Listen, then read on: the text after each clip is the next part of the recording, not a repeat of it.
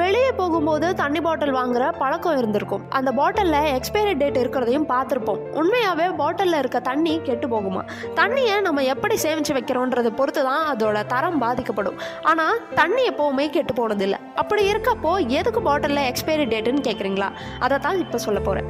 தண்ணி பாட்டில்ல இருக்க எக்ஸ்பைரி டேட் அந்த பிளாஸ்டிக் பாட்டிலுக்கான எக்ஸ்பைரி டேட். அதுல பெஸ்ட் பிஃபோர் 6 months கூட எழுதியிருக்கும்.